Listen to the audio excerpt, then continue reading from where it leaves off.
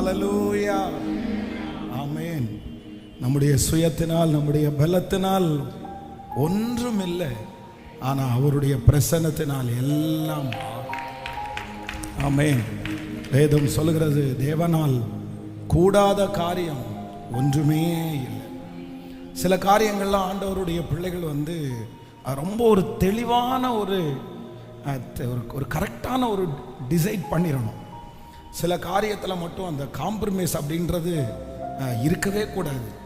எத்தனை பேர் சொல்லலாம், எத்தனை பேர் வழி நடத்தலாம், எவ்வளோ பேர் ஆலோசனை சொல்லலாம், ஆனால் சில காரியத்தில் ஆண்டவருடைய பிள்ளைகள் வந்து ஒரு முடிவை எடுத்துட்டோம் அப்படின்னு சொன்னால் அதில் வந்து நம்ம தடுமாறவே கூடாது.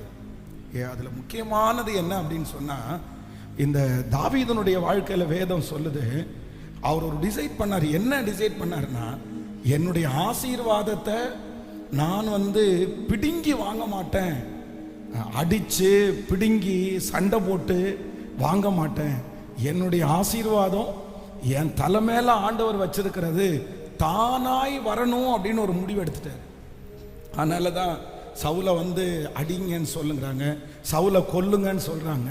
ஆனால் தாவீது வந்து அவருடைய அவர் டிசைட் பண்ணதை வந்து அவர் மாறவே இல்லை. எத்தனையோ வாய்ப்புகள் கிடைச்சிருச்சு. சிலர் வந்து இது கர்த்தரே வந்து உங்களுக்கு இந்த வாய்ப்பை உண்டு பண்ணுறாரு, நீங்கள் இந்த மாதிரி பண்ணுங்க அப்படின்னு சொன்னதுக்கு அப்புறம் கூட அவர் என்ன முடிவு எடுத்துட்டார் அப்படின்னு சொன்னால், இல்லை, அப்படியெல்லாம் இல்லை, நான் எப்போவுமே வந்து அடித்து பிடுங்கி இந்த மாதிரி வந்து நான் வாங்க மாட்டேன்.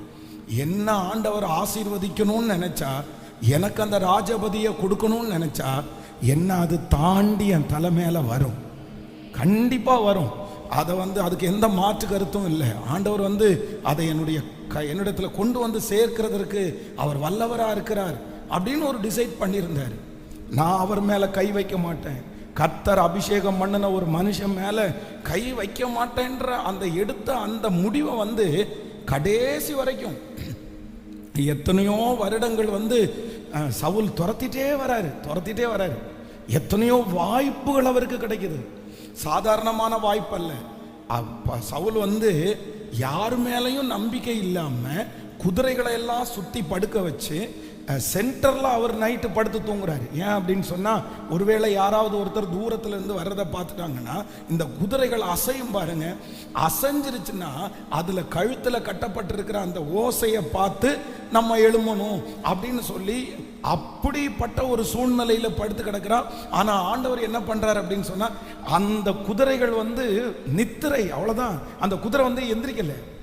ஆனால் கூட அப்படி ஒரு வாய்ப்பு கிடைச்சதுக்கு அப்புறம் கூட அவர் எடுத்த முடிவில் வந்து மாறவே இல்லை.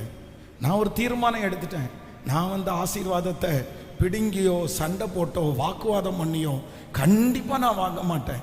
ஆண்டவர் எனக்கு கர்த்தர் தருவார். இன்னொன்று, சங்கீதக்காரன் தாவீது எடுத்திருந்த ஒரு மிகப்பெரிய முடிவு என்ன அப்படின்னா, எனக்கு பின்னாடி என்னை துரத்திட்டு வர்றாரு, ஆனால் நான் வந்து அவருக்கு பின்னாடி நான் துரத்திட்டே போக மாட்டேன்னு ஒரு முடிவு எடுத்துட்டாரு.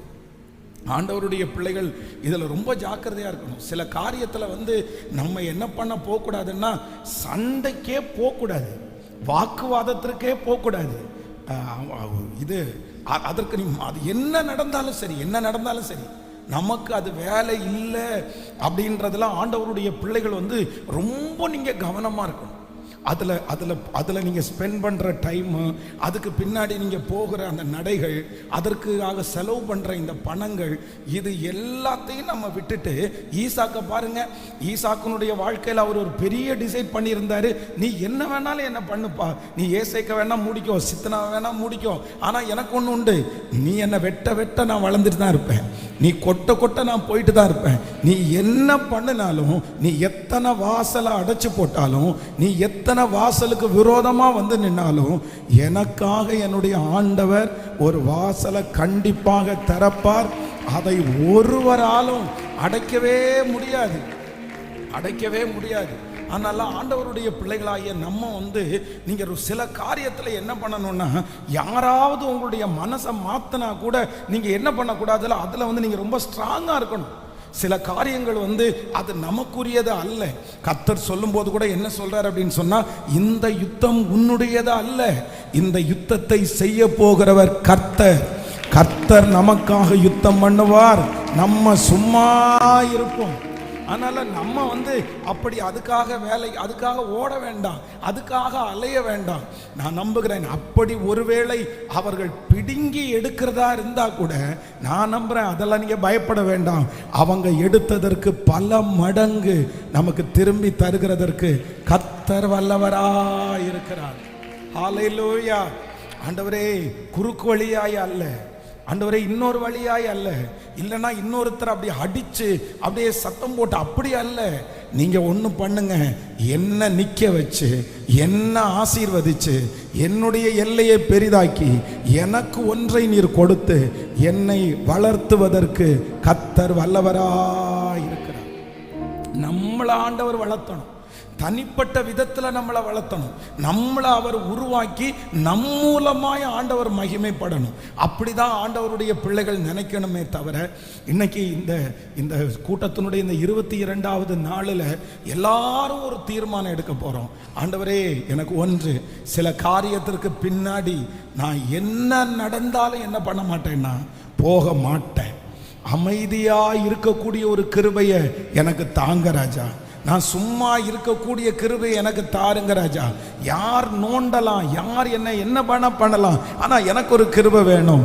எனக்கு ஸ்ட்ராங்கா இருக்கணும். எனக்கு 1000 பேர் இருக்கலாம், என்னை சுத்தி எத்தனை பேர் வேணாலும் சப்போர்ட் பண்ணலாம், எனக்கு உதவி செய்கிறேன்னு எத்தனையோ பேர் எனக்கு முன்னாடி நிக்கலாம். ஆனா ஒன்று நான் நினைப்பேன், என்னுடைய வேலை அது அல்ல, என்னுடைய வேலை அது அல்ல.